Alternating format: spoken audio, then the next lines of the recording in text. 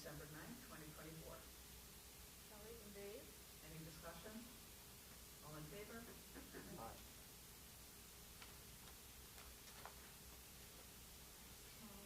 We go straight into the open forum.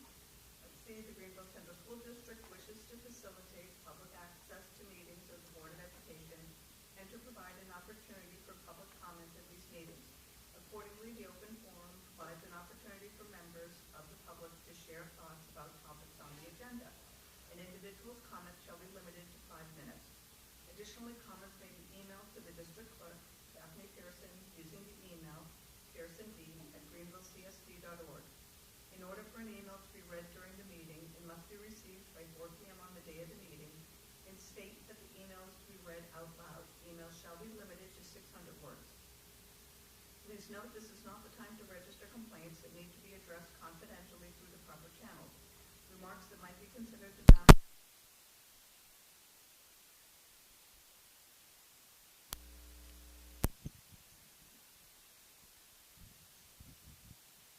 but may not immediately respond to comments.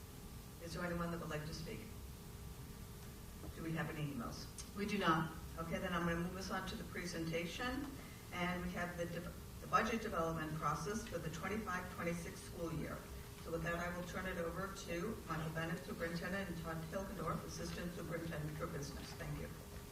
Thank you, Tracy. It is amazing that we are back at this process already here at the beginning of December, talking about our budget for this upcoming school year.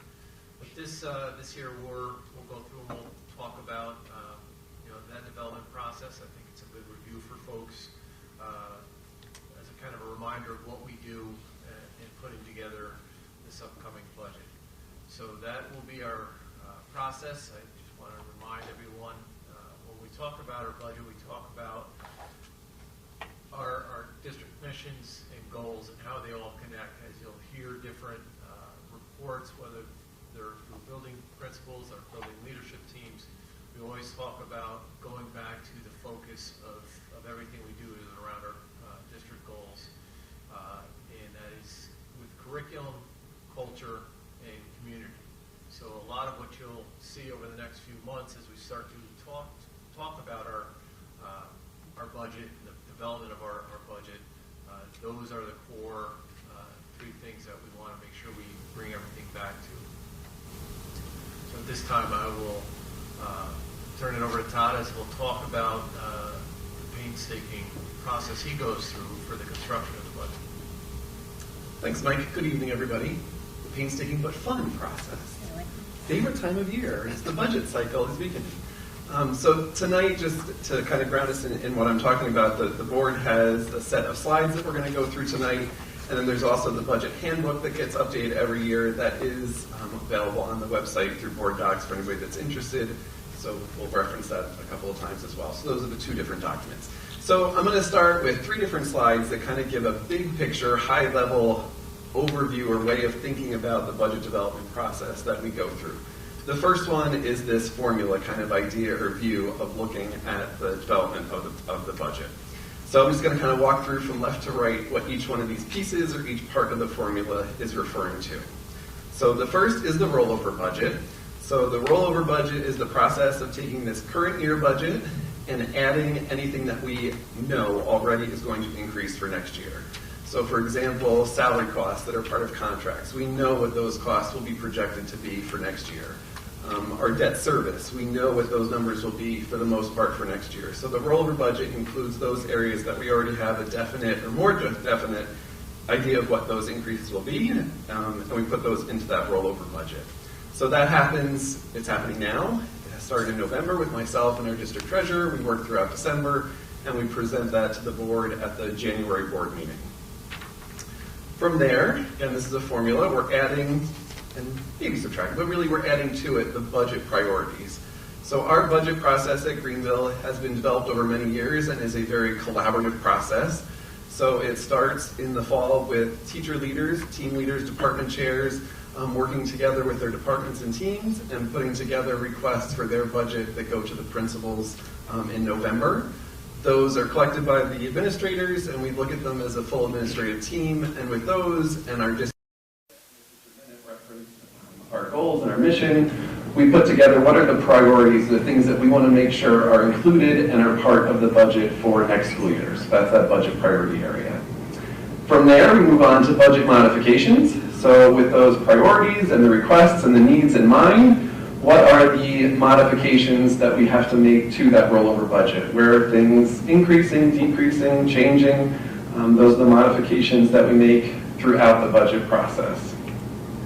From there, we move on to the fourth piece, which is the revenue. So how are we paying for all those requests and needs that we have in our budget? There are two main categories of revenue, the first being property taxes. So that process includes the completion of what's called the property tax cap calculation, which usually happens in March.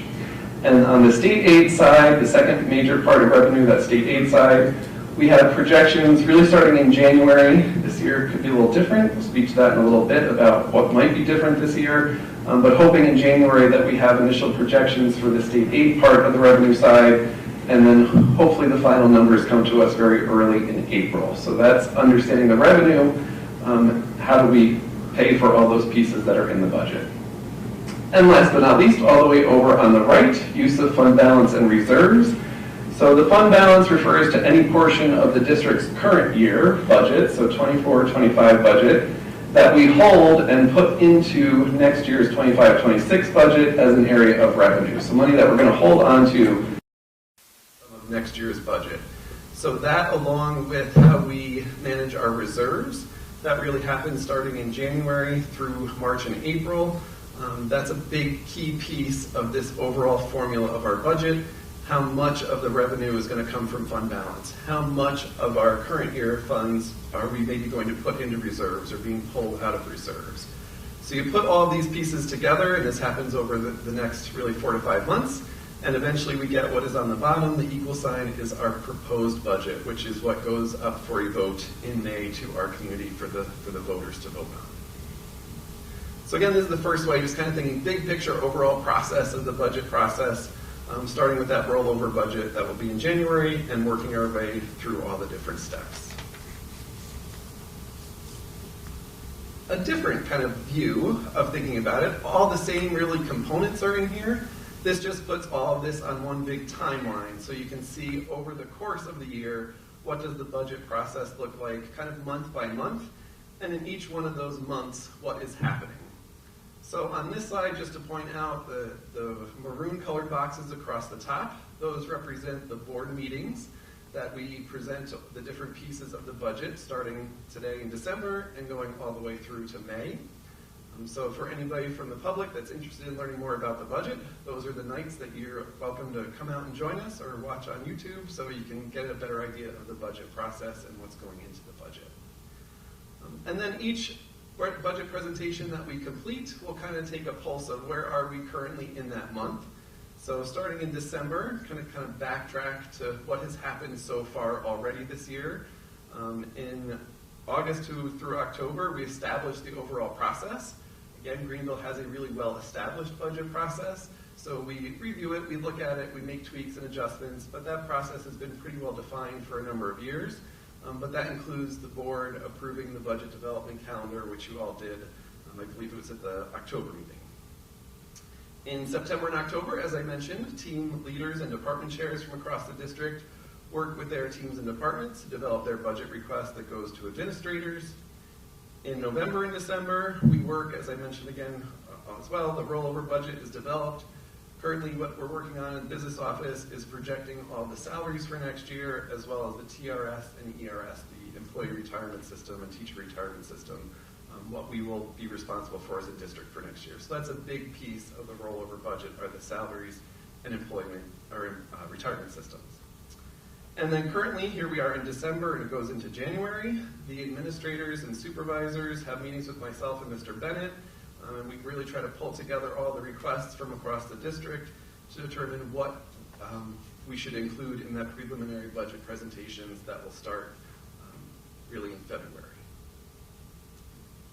So that's overall, again, just a different view, looking at the budget process in terms of a timeline. And then the third slide that I'm going to speak to, kind of high level, thinking about the budget overall. this looks at it from the view of major decision points. So certainly throughout everything I just mentioned in the processes, there are lots of decisions that happen along the way, but this kind of puts them in three main kind of buckets, so to speak, that the board has input and should be aware of. So the first one, starting on the bottom, is the use of fund balance, as I mentioned. That is a big piece of understanding our current fund balances, our current reserves, and how much we want to use and what we want to do with those funds for next school year. So that's really from January through March. Working clockwise around, we'll go over to the maroon, which is managed program and staffing. So certainly a big part of the budget, as I mentioned, are salaries and benefits. So that comes down to what programs are we currently offering? How do we maintain the programs that we have, and what staffing is required to maintain those programs? Those are big decisions around staffing that have impacts on the budget. And then the third kind of major area here are the levy and property taxes. So this happens in March, April. As I mentioned, that property tax cap calculation determining how much is the maximum that we can go out based on New York State law for voter approval, and how does the board want to set that rate? Where do they want to fall overall for the taxes that we will collect and the tax rate for the 25-26 school year? So lots of decisions happen along the way, but I like this graphic because it kind of really puts it in those three major areas to be thinking about where are those major decision points in the budget process overall. Any questions about those three slides and just the different ways of looking at the budget process? All right. So then I just want to refer a little bit to the budget handbook.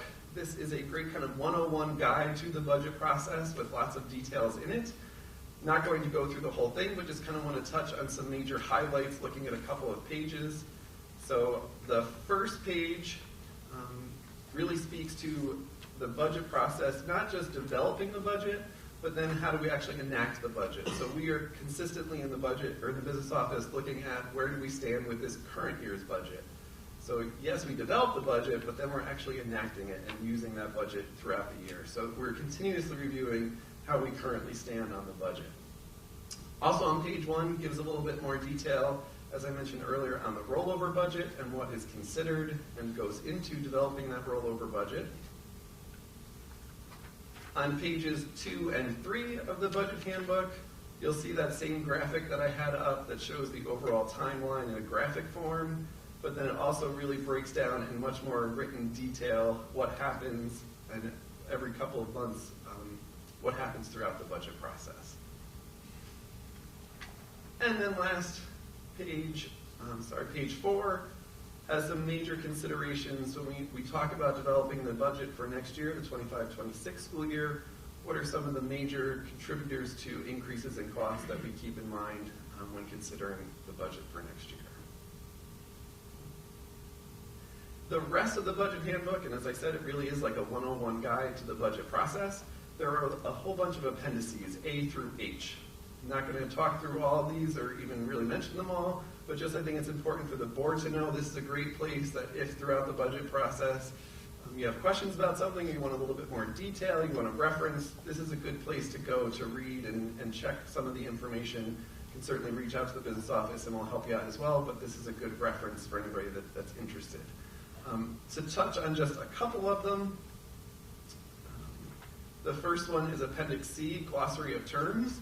Throughout the budget process, we use a lot of school finance terminology, so that's a good little dictionary, so to speak, for school budgeting. It's a good place to check if you're like, what is that term? I can't remember what that means.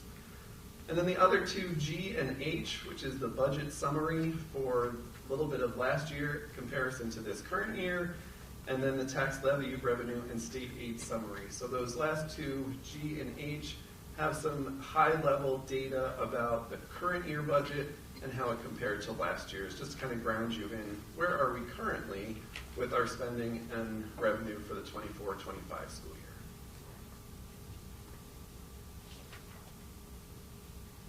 Any questions on the budget development before I go into the Rockefeller Institute for just a little bit? Yeah. I haven't asked you this, but just so the board members know as well. At some point in the beginning of the process, could you please show us, not just with the rollover budget, I know that it's still an increase, Yep. Show us what a zero looks like. Show us what it means to not increase the tax levy at all, just so we have it for a reference point. Yes, Thank you. certainly. So the first kind of pulse or the check of that could be with the rollover budget in January, as kind of an early indicator of here's what increases might be for next year and what would it mean for a 0% increase to tax levy. Really more so in like March timeframe when we start to talk about the property tax cap and what we want to go out at a tax levy. Absolutely, we can include what it would look like if there was a 0% increase. All right. Todd, just a quick question for some of the considerations. It mentions the New York State retirement system rates. Who sets those rates? Those are all set by New York State. Those are not on the decision points for us. Those are set by others outside of our control. And they are increasing for next year for ERS. So the other... Double digit, that's why I mentioned it. Yes. Okay. Yeah. So the other thing that I added to this presentation, so this isn't usually part of this presentation, just going over the budget process that we go through here at Greenville, but I thought it was important, and speaking to Mr. Bennett, we thought it was important to include tonight some information on the Rockefeller Institute study. So a little bit of background information in the development of the 24-25 state budget. This past year, the governor set aside, and the legislature set aside $2 million from state funds to be used for a comprehensive study of the foundation aid formula. So the foundation aid formula, I'm going to show you in a minute, but the formula is what is used to determine how much every public school in New York State gets in state aid, in foundation aid. So $2 million were set aside for a study to look into what does the formula currently include, and are there ways, this is the second bullet point, are there ways to evaluate that formula and really better understand disparities within regions in the state, from district to district, from region to region, and recommendations for how to potentially refine that formula. And that was given to the Rockefeller Institute to do this work and put together recommendations. So the full report was published last Monday, so hot off the press just a week ago. It's over 300 pages long. The full report is linked on here for anybody that is interested. You can also, if you just Google Rockefeller Studies highlights, you can find one from Rural Schools Association. I'm going to pull out some from their summary. There are quite a few professional organizations that have put out great high-level summaries of the 300-plus page document. But because that came out last week, I thought it was important to include a little bit of information about what the Rockefeller Institute study found and what the report is showing. A little background here, this lovely graphic that is up on the slide, looks a little holiday-ish, there's some red and green in there. This is the current foundation aid formula. So at the very top, total, I know it's kind of small, but I put this in so you understand the complexities that go into the formula. At the very top it says total foundation aid. That is the amount that any district gets from New York State in foundation aid. Very simply, it's made up of two things. The selected foundation aid amount, and then on the right side, selected TAFU. If you remember last spring, it's my favorite acronym when it comes to springtime, TAFU, TAFU. TAFU is really referring to a pupil count. It's a weighted pupil count, but it's a pupil count, the number of students that we have enrolled. So very simplistically, they take an amount, they take the number of students we have, they multiply them, and you get an amount that we receive in foundation aid.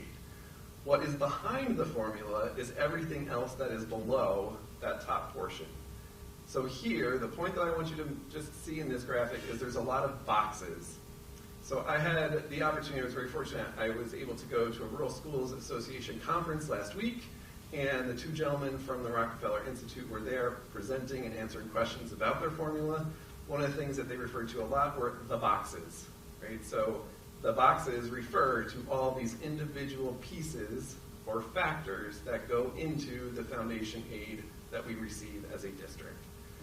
The other thing that I think is important to remember is that this is used for every district in the state. So small rural district like us, same formula is used for an urban district like Albany, for suburban districts like Guilderland across the entire state.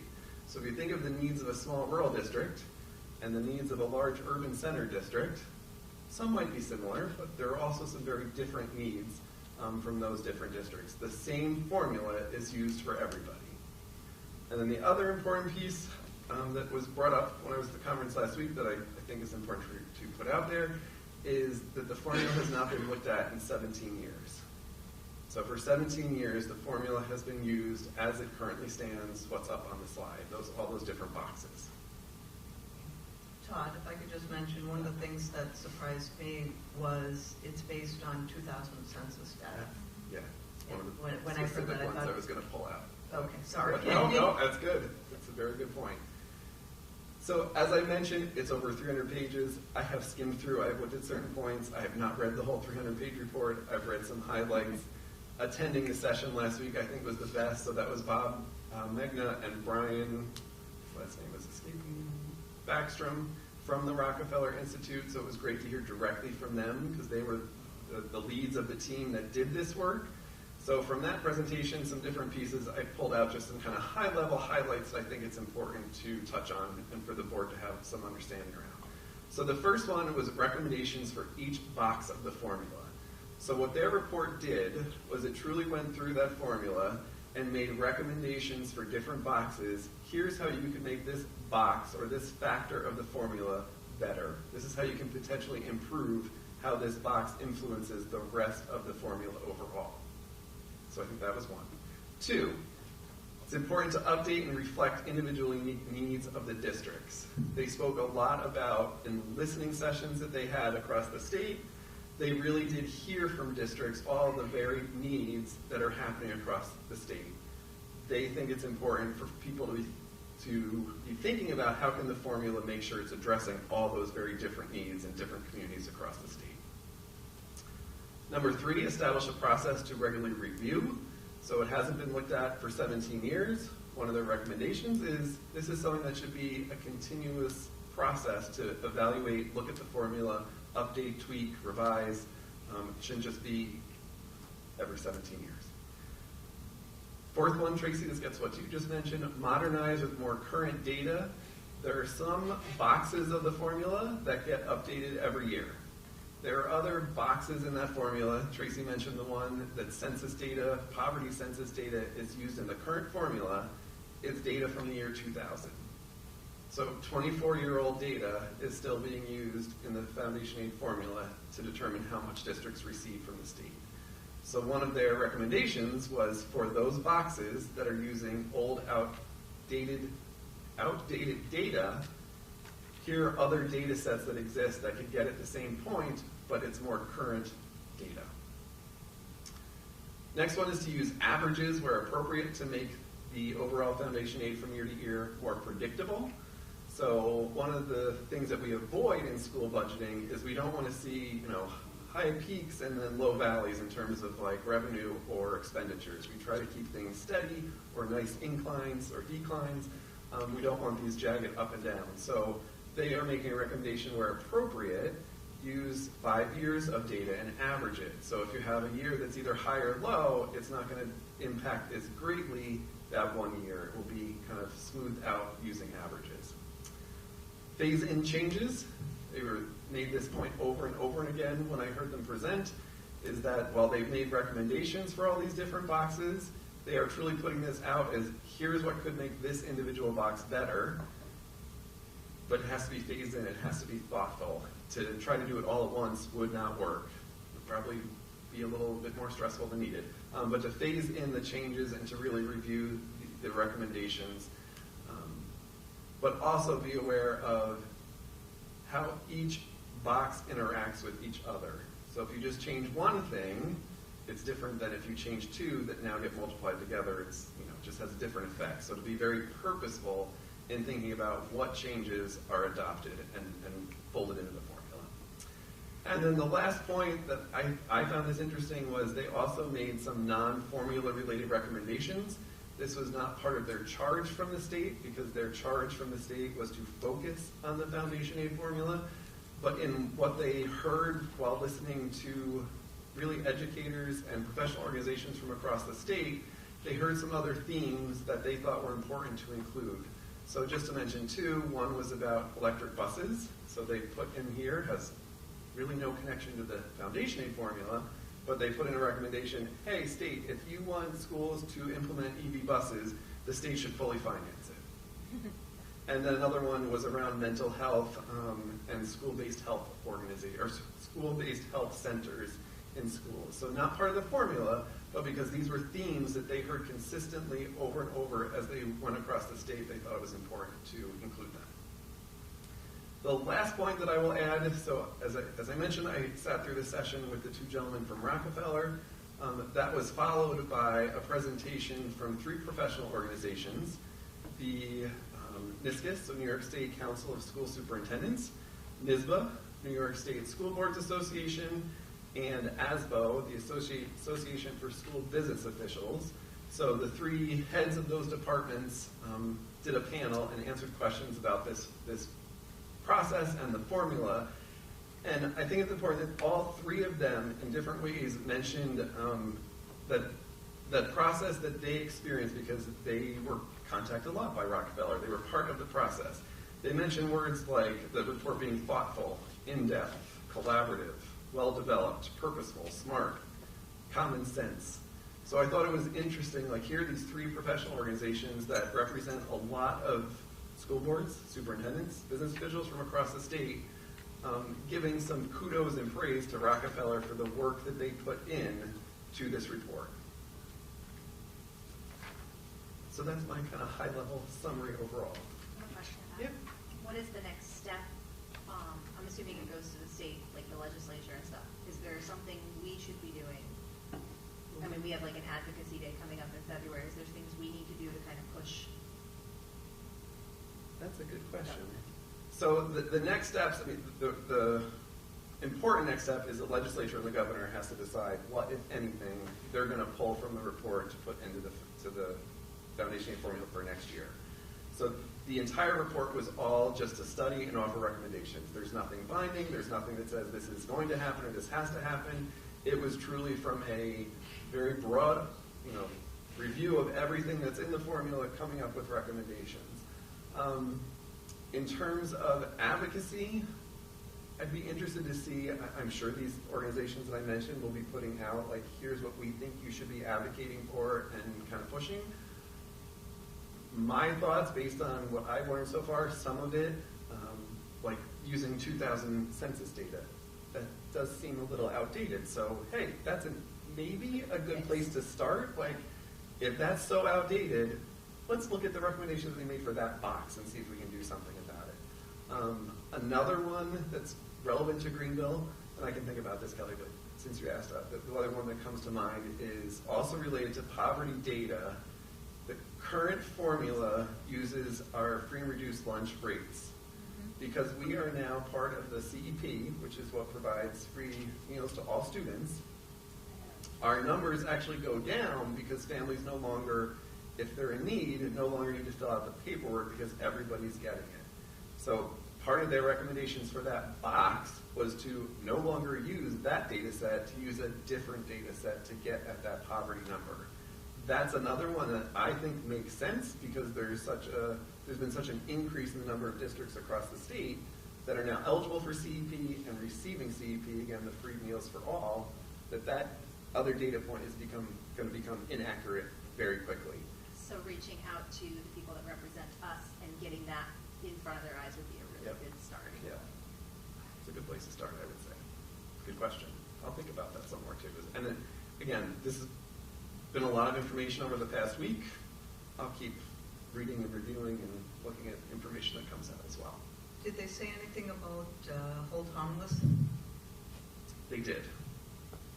So, yeah, the hold harmless piece. So hold harmless is for districts that are currently receiving, I don't know how to phrase this, it doesn't sound terrible. They're receiving money more than the formula would actually give them. Because enrollment has, the most often reason is enrollment has decreased. So because the formula is based on enrollment, you multiply it by a smaller number, the aid that they would receive by that formula is lower. So that the districts did not lose money, there's been hold harmless that have held districts to that amount plus a little bit more for many years. You know that, just putting that out there so people understand. What they were recommending is potentially looking at hold harmless, but if you also adjust other areas of the formula, districts that maybe lost enrollment Well, they lost enrollment, have fewer students, but they have greater needs in terms of poverty or other indexes that go into the formula.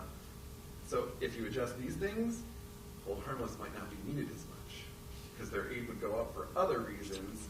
So they kind of spoke about it in that lens of not just hold harmless is good or bad. It's more, nope, you got to look at all these boxes in the formula to see how it interacts. And almost kind of as I was thinking about it, you'd almost need two in parallel so that you can compare and then phase it in over time. Yeah. But that's for the governor and the legislature Correct. to decide. Correct. But didn't the governor say last week late, like Friday, that she was moving away from the hold harmless? Changing. Yes. She changed her opinion. She says she's not in the cutting. Yes. Because she's up for election. Friday? I was just gonna say that. That is true. So I don't know how it's going to impact this. Right. I know So- how it's immediately going to impact this. We're not going to go there, but Right, but also remember, so Greenville, I don't know the number of years, but at least last year to this year, we were not a hold harmless district. We were what's called on formula. We were based on our enrollment, we were on formula, getting the amount the formula said we should get.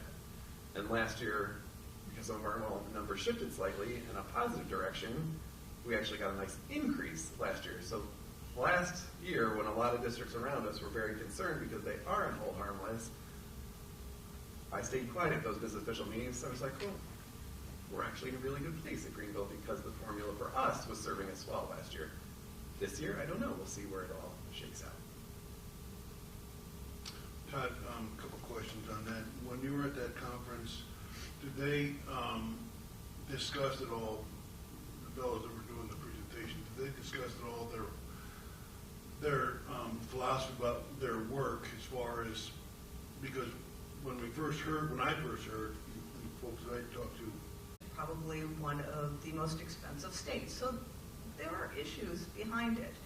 And I firmly believe that, well, whether it was the governor addressing the fact that last year and trying to remove hold harmless in order to reduce the overall spending, people aware or are concerned about the sustainability in the future with these trends. One thing that has been offered up is mergers and consolidations. Now, while regionalization, everyone is telling us that it is not intended to consolidate anything, I guess I'm not sure that I believe that, in the sense of, while perhaps it is not mergers of individual schools, it might be mergers of services. And if that were to occur, then the way that the legalese is written removes the authority of local school boards and provides it, or it gives it to BOCES. Now, we use BOCES for a lot of services. I don't have any issues with that. But my issue stems from, what are they asking us to approve? Is this the first step in a larger picture that is not being shared? So those are kind of all of my concerns, and maybe I'm overreactive. I don't know. But before you kind of say, well, thou shall approve it and do it and give marching orders and everything else, I'd like to know what they're asking us. I don't think you're being overreactive. I appreciate the paranoia. I think we should continue with that. I sat through the live cast today of the Board of Regents meeting where they amended and said it was optional and that districts could opt out. And even in that conversation, they brought up the question of, well, there's districts asking, can they opt back in later? Well, there's districts asking, what if they want to back out later? They still can't answer those questions. There was no answer given. They are saying they don't understand the misinformation. They don't understand why people are scared. They had 40-something town hall meetings and small meetings around the state. Did anybody know about any of those? Because I didn't. No, in fact, they were washed through, and part of the issue with the emergency measures is that they are not required to follow the normal protocol. Right. And so I'm not saying I'm for or against the idea. We have shared services. We have a wonderful special ed program that we bring in tuition students with. We're now sharing a swim team with another district. We use BOCES for things. I have no problem with that. I have a problem with being told to do something and having it be an emergency without clear-cut information as to what I'm signing. And we have until mid-January to decide if we want to fall in line or if we want to opt out. And we don't even have the answers we need to do that.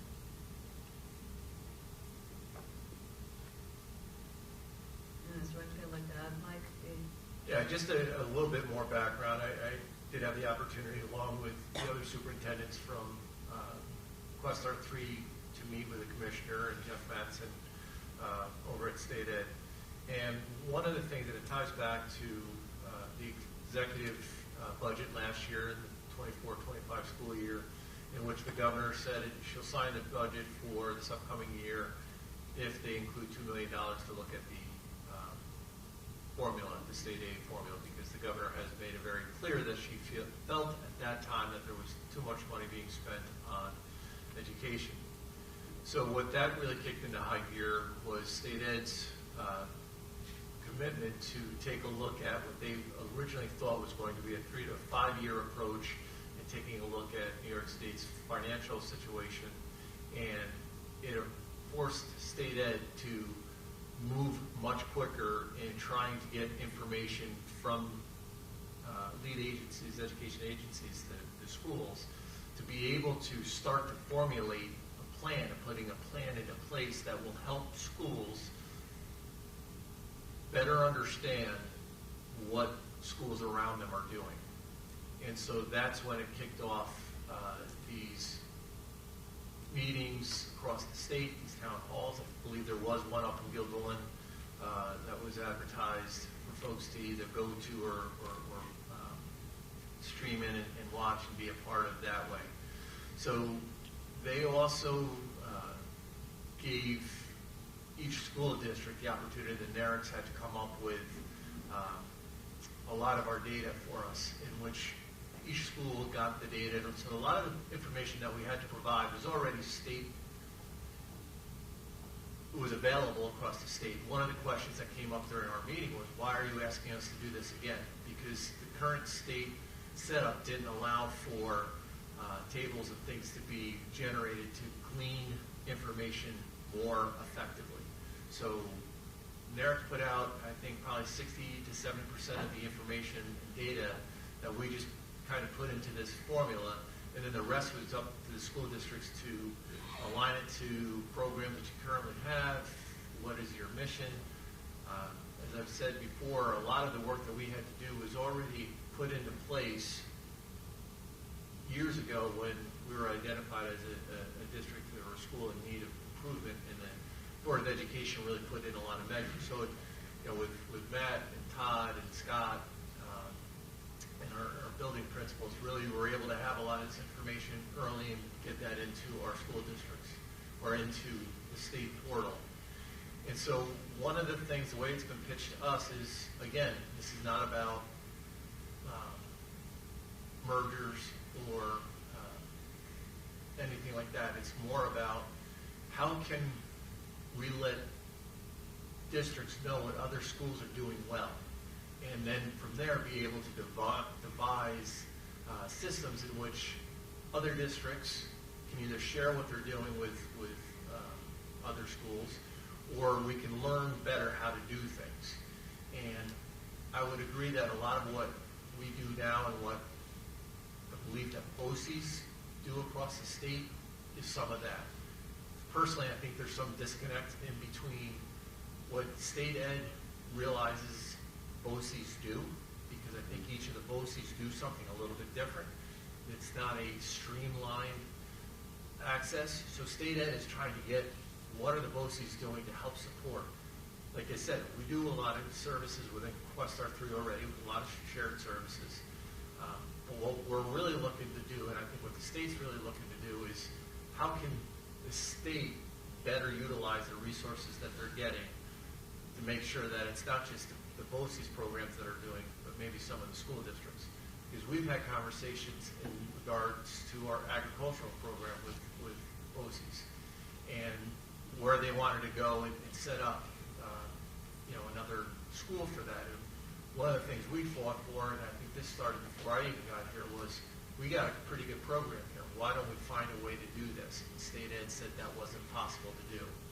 And so, I think those are some of the redundancies and some of the things they want to see if we can do better and more efficiently.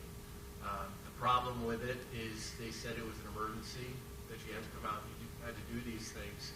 I think some school districts aren't as well prepared to deal with this type of information vetting as we were here in Greenville. Again, it was a lot of the scaffolding that was already in place. It made it a bit easier for us to get the information in. It's anybody's guess. I think they were going to look at this in another 10 years and go back and say, okay, what have we learned? But there are some deadlines that make us a little unclear about, what exactly is the goal? What exactly are we trying to design? And I can't speak for any other BOCES or any other school districts outside of Cluster 3s. So we've had some conversations, and some of the stuff that is being brought up,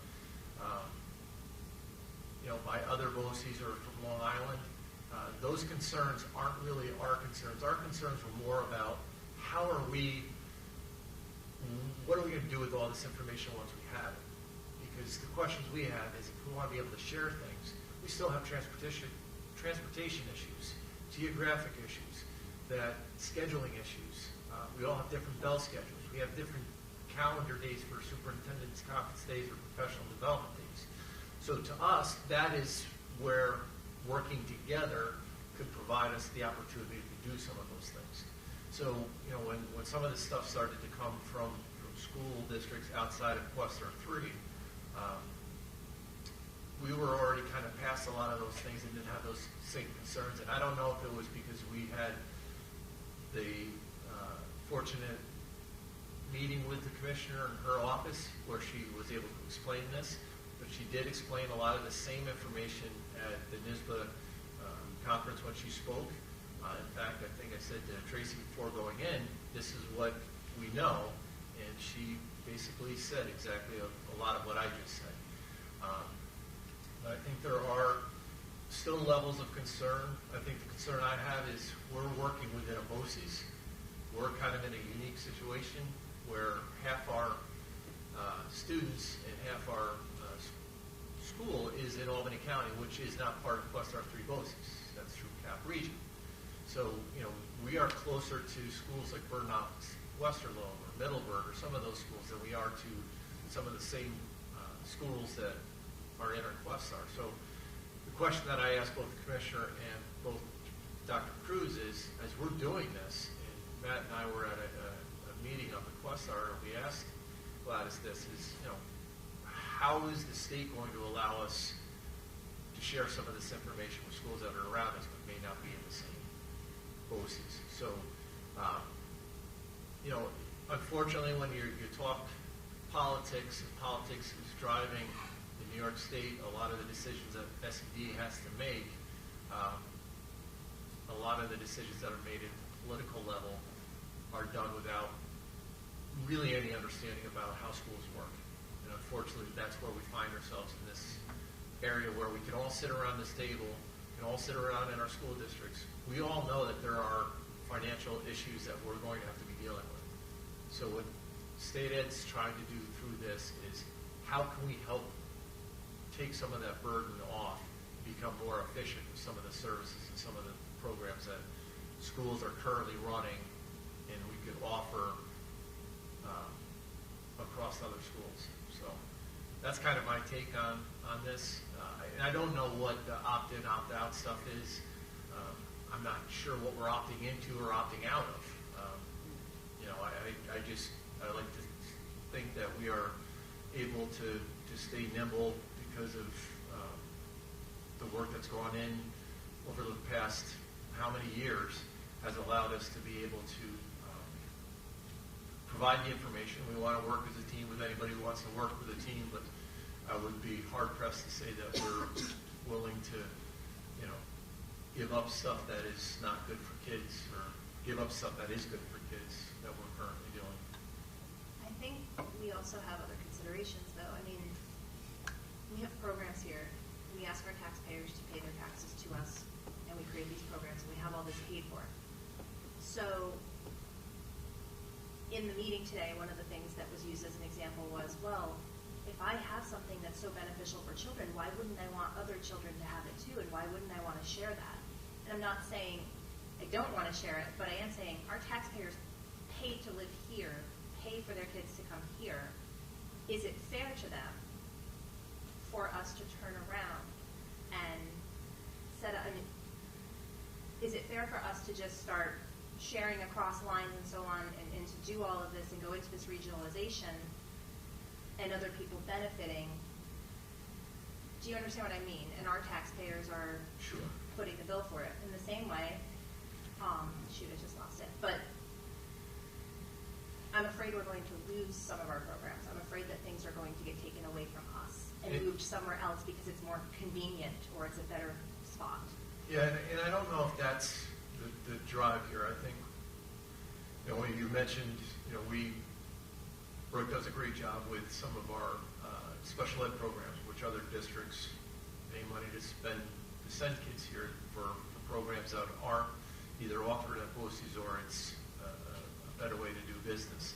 I know that I've been told that our IB program was originally set up in such a way that we could offer our IB program to other students. And again, I think it's not free of charge. It is coming with a price, just like our special ed students. And I think that this is where this would need to go is, it may be cheaper for us to or for, let's say, Cairo Durham, and I don't know if they have an IB program, but it may be cheaper for them to offer their students an IB program if they tuition them over to us for those classes or they pay for those classes.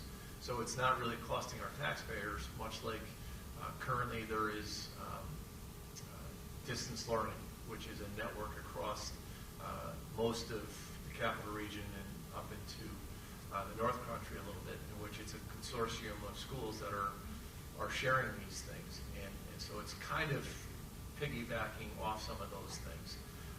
I think, again, what they're looking for is who's got things that are doing things well, not to take it from them, but to be able to say, how can we offer to other school districts in a more cost-effective way? So it may not be beneficial for a lot of schools to start an IB program, but it may be beneficial for them to offer it to 15 kids and have those 15 kids take it through our current program, and for us to be able to get paid for those.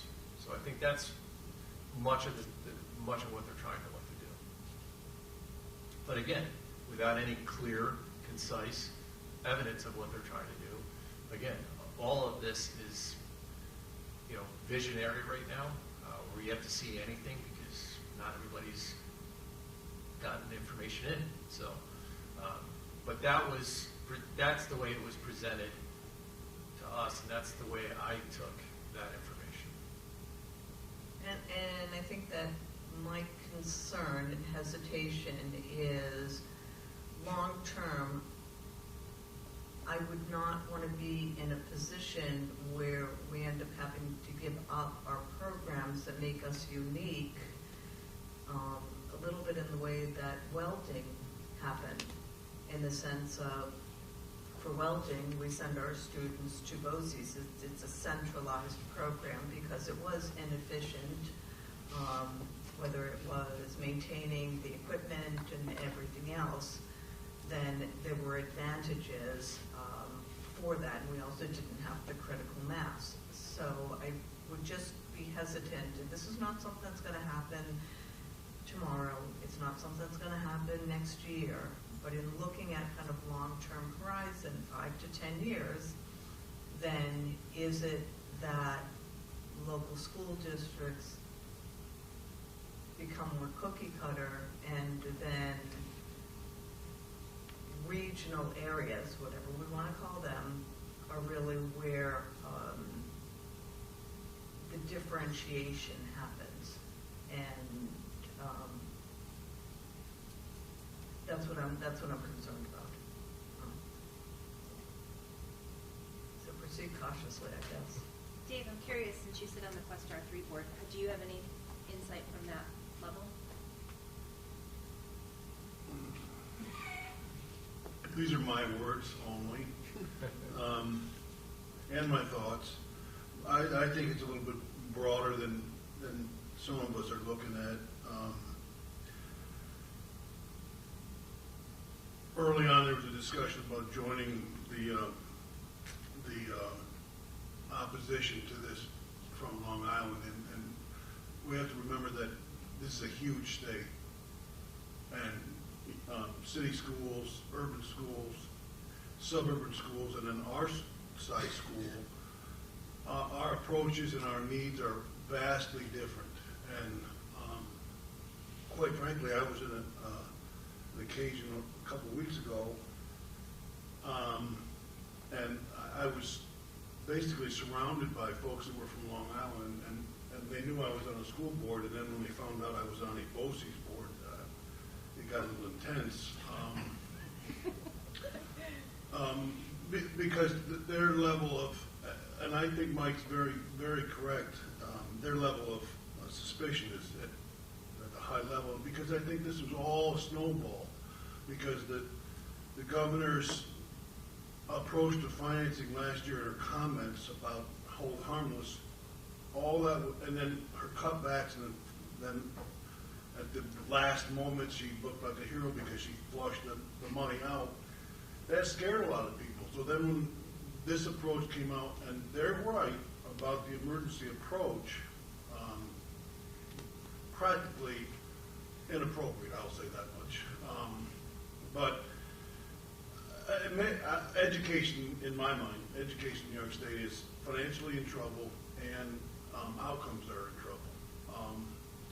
And then if we're going to do away with the Regents program, I look at this assessment or gathering of data as a way of finding out if we're not going to have Regents anymore, we need to have some kind of standardization in school districts.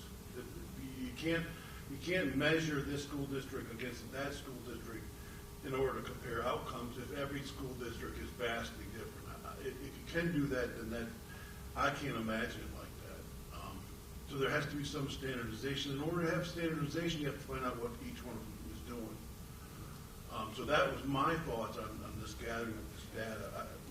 I'm not a nefarious person where I think that there's evil behind everything. The approach to this was horrible.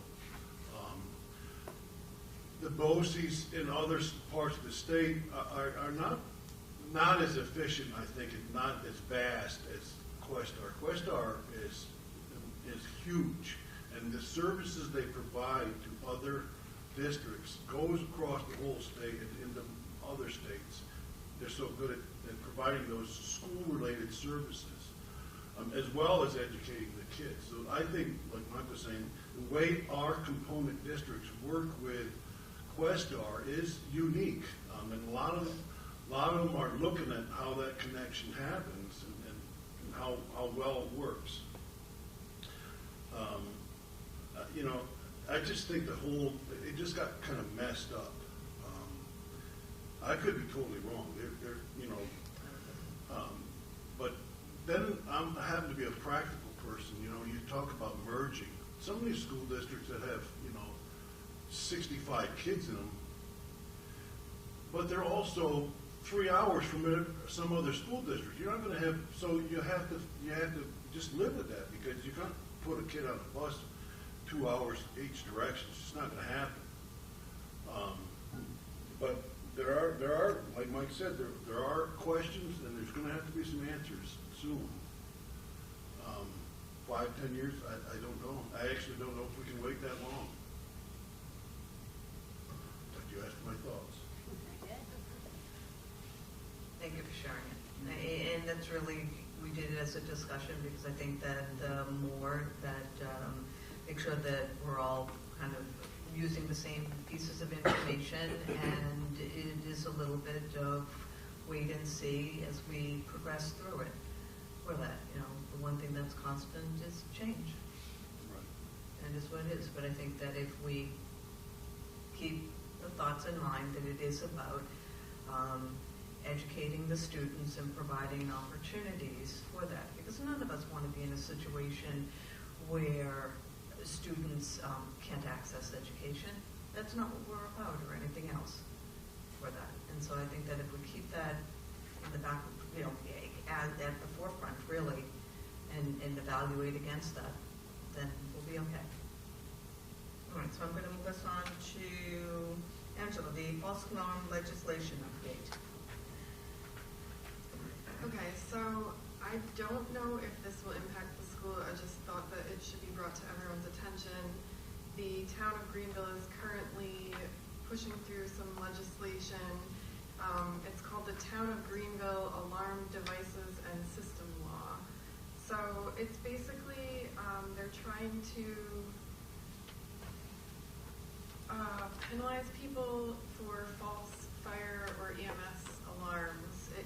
It says, I believe it's a working document still. They've had 2 public hearings already in October and November. The next meeting is this, I think the 16th, December 16th. And then at the December 16th meeting, they'll be announcing the next public hearing. I'm not sure how many times they'll have public hearings before they actually finalize this, but this could impact the school. So let's say we have 5 false alarms that year. The school could accrue fees, and this could go up incrementally. I'm not sure exactly what this looks like. There's also a penalty involved that has a $2,000 maximum for commercial sites and $1,000 for private sites. So this would even impact our taxpayers.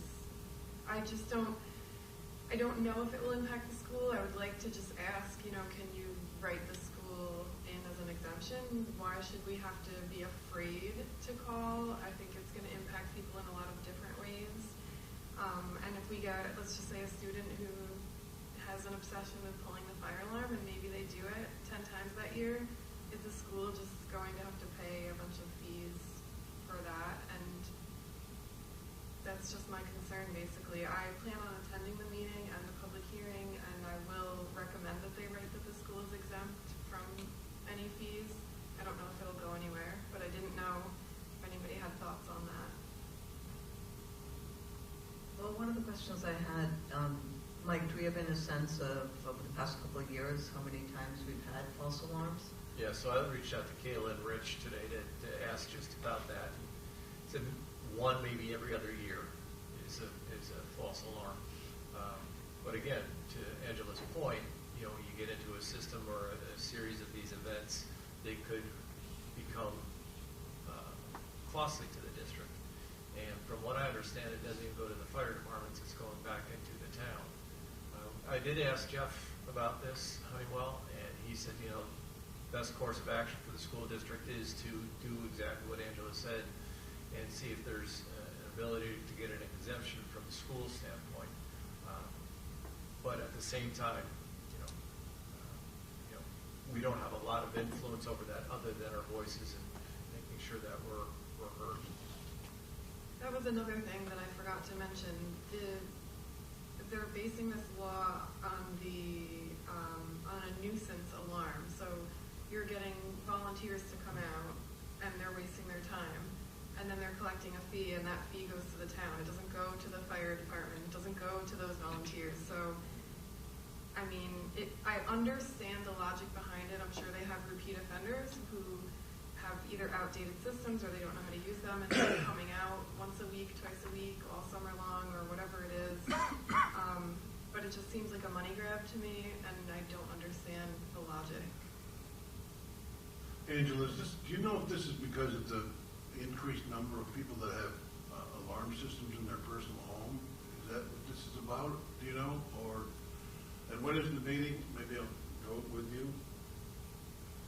So I reached out to multiple people. I don't want to name any names. I reached out to multiple people who would be impacted by this, and they basically stated that there are certain establishments that they either don't know how to use the system or they somehow are alerting the system over and over and wasting their time, and they want there to be some kind of consequence.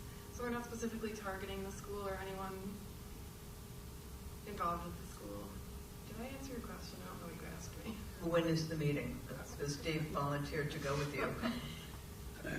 Sorry. I did? We heard it. All right, Dave, we have a date, December 16th at 7 p.m. Angela, is this it's the town board, it's not the planning board, the zoning, it's the town board themselves? Yes, it's the town board. So when I read through this real quick, and this is just my thought, they talk about the nuisance alarm, and then later on they talk about a false alarm, as it will be determined by, they don't say who, and that's what they're going to whack you with, is the false alarm. But what's the difference between the definition of a false alarm and a nuisance alarm? You may want to ask. And then they say you get 3 shots at the alarm with no fee, and then afterwards you get hit with the fee. So just theoretically speaking to the point, I mean, if a student pulls an alarm, is that false? The student, if he thinks there's a problem, is pulling an alarm. That's not false. So I think there are many questions that have to be answered and definitions given. Well, and it's not just fire. If you said it was also EMS, and all I can think of is an accidental activation of the lockdowns. So do those count too? Because there's an emergency response, in which case our numbers go up. But is it accidental? We've had a couple of them. The other thing involved with this is that it says it's left up to the discretion of the responder. So let's just say the responder doesn't report these people, but is reporting these people. That's putting a volunteer first responder at risk of being liable for, I don't know, you know what I mean? Like they're putting them on the line.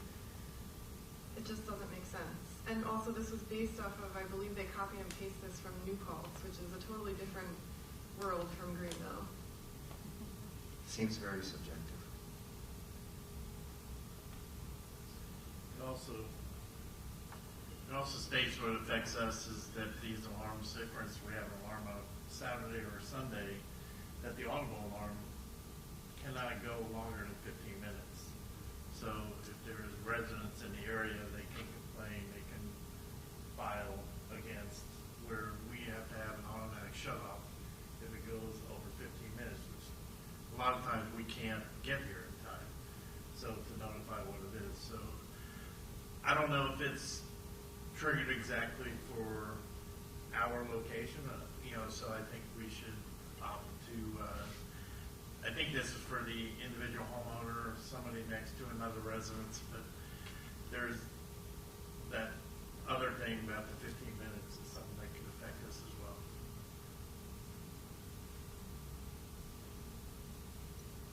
Thank you, Angela, and I would say we'll add it for next month so that you can provide an update.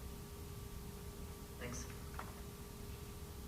All right, now I'm going to move us on, let's say, to coffee and chat, and Kelly, that's your baby. Oh yeah, my baby. So we held one a few weeks ago, and Tracy, Angela, and I had a lovely 2 hours together. No one showed up for it except us. I had a couple of people who had explained that they couldn't be there and had wanted to be there.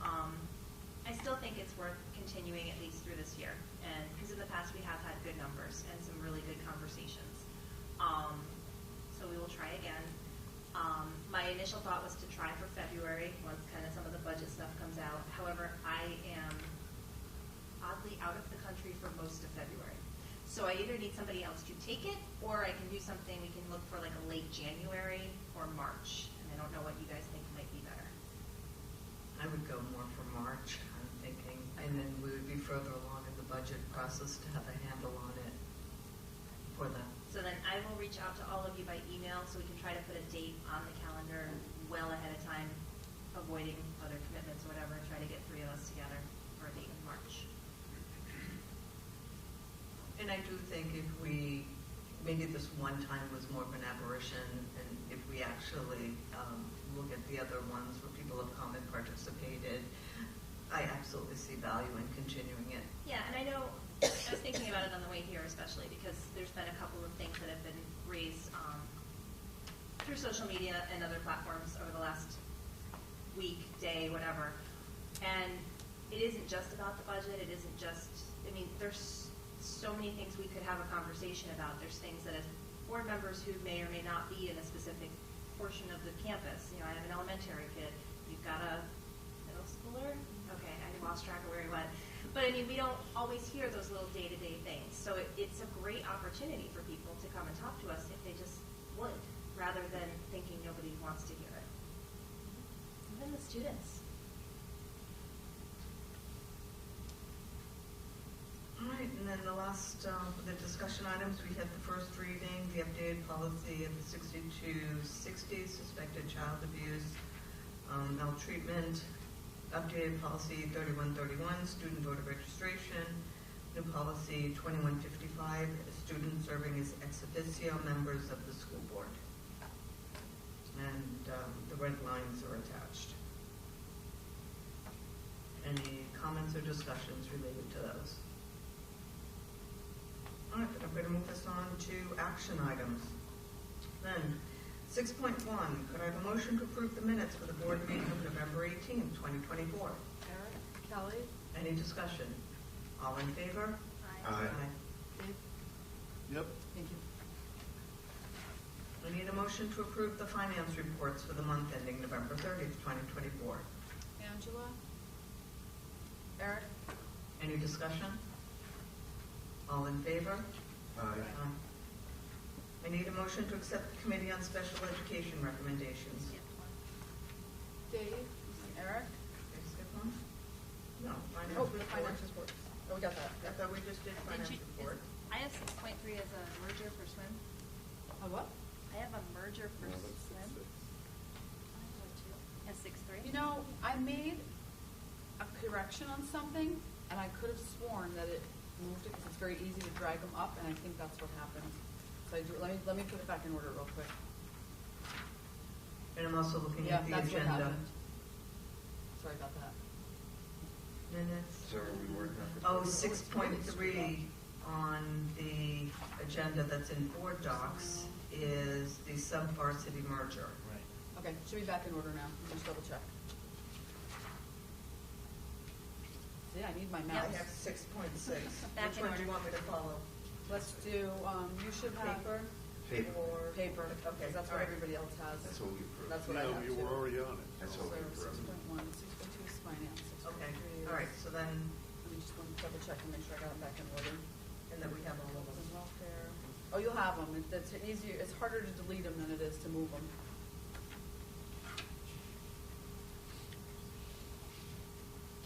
Yep, we should be good.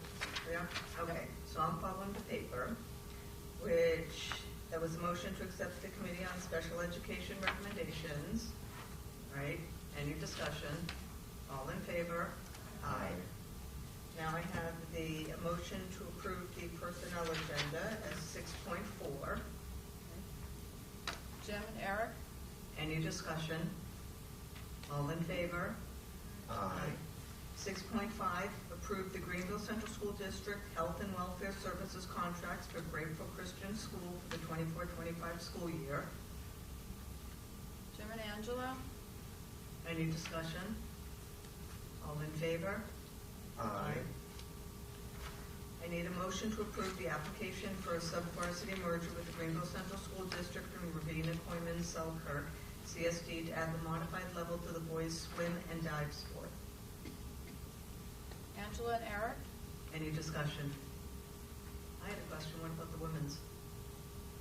We haven't, Yeah, women's doesn't start until fall, so we would have to approve that come Like springtime. Yep. Okay, got it.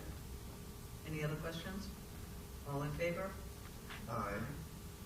I need a motion to abolish policy 6400, meal charge policy, and the elements inside it were incorporated into 6410. Jim and Angela? Any discussion? So, yes, so effectively, everything's the same, it's just the paper's changed. And we got rid of one policy. Right, but the paper changed. Correct. All in favor? Aye. All right, that's it for the action items. Did we cover everything?